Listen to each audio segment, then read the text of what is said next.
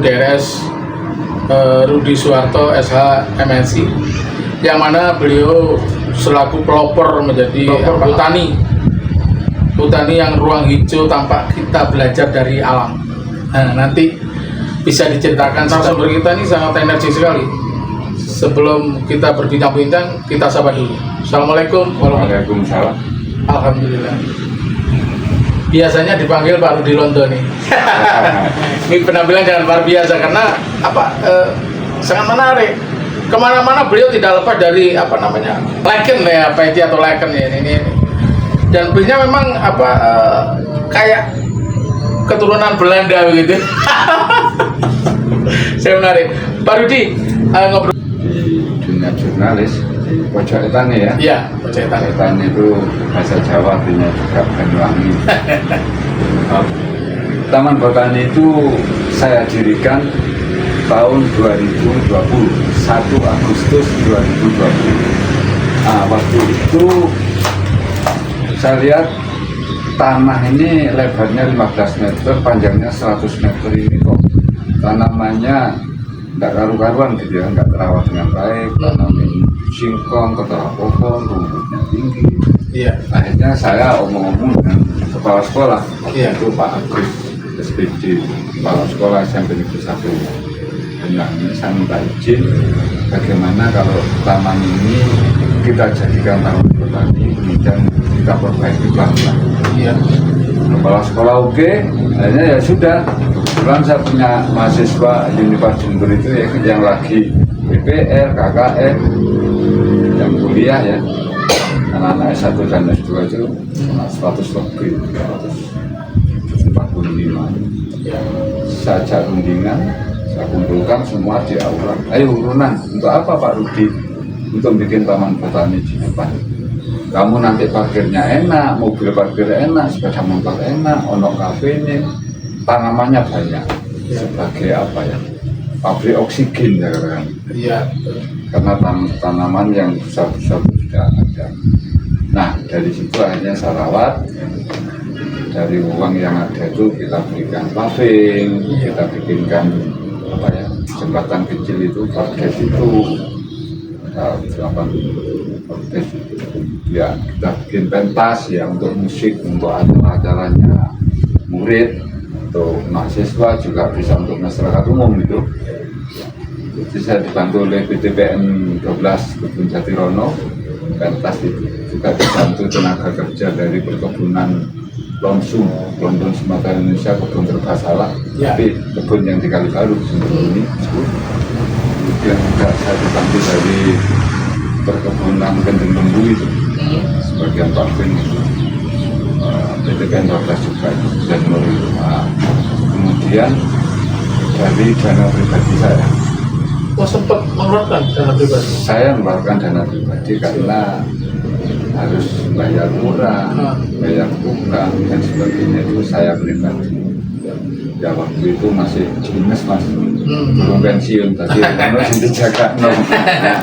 Sebetulnya untuk membuat taman botani seperti itu mendapatkan inspirasi dari mana? Begini, basic saya itu kan dari sekolah pertanian, Pak. Oh, sekolah pertanian ya? Saya dari SPM Blambangan. SPM Blambangan. Ya. Mestinya saya jadi PPL, akhirnya jadi gak karu-karuan ya. Teman-teman jadi PPL, di Jisbun, di perkebunan, saya enggak, saya kuliah di Jember di pendidikan, jurusan psikologi pendidikan bimbingan. Jadilah guru BK.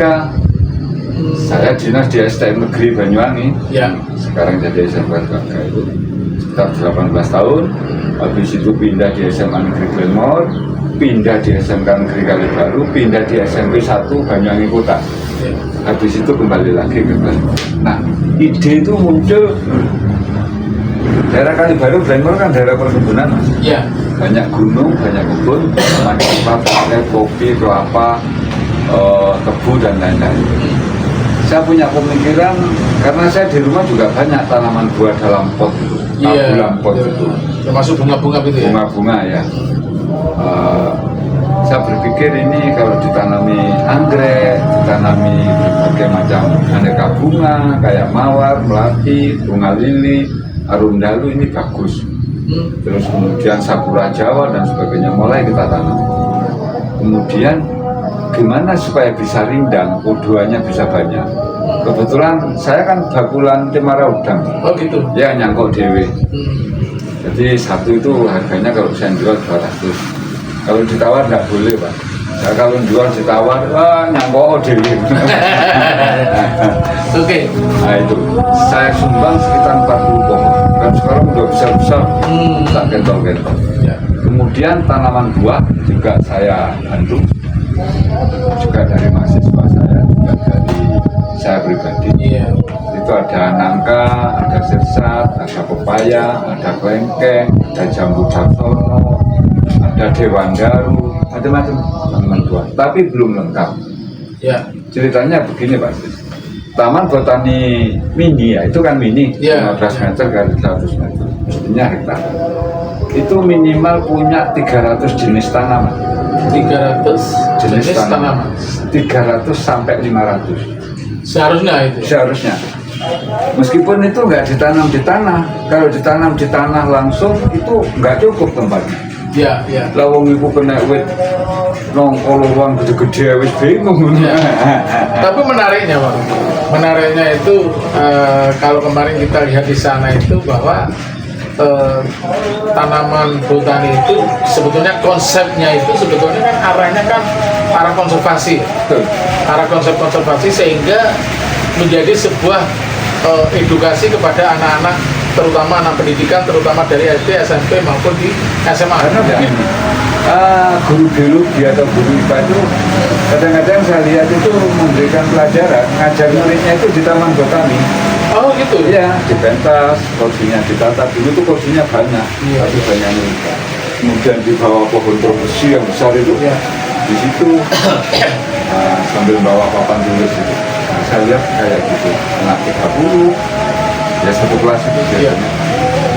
Kemudian saya lihat juga anak-anak itu kan kadang-kadang tahu namanya tanaman, gak wujudnya. Betul.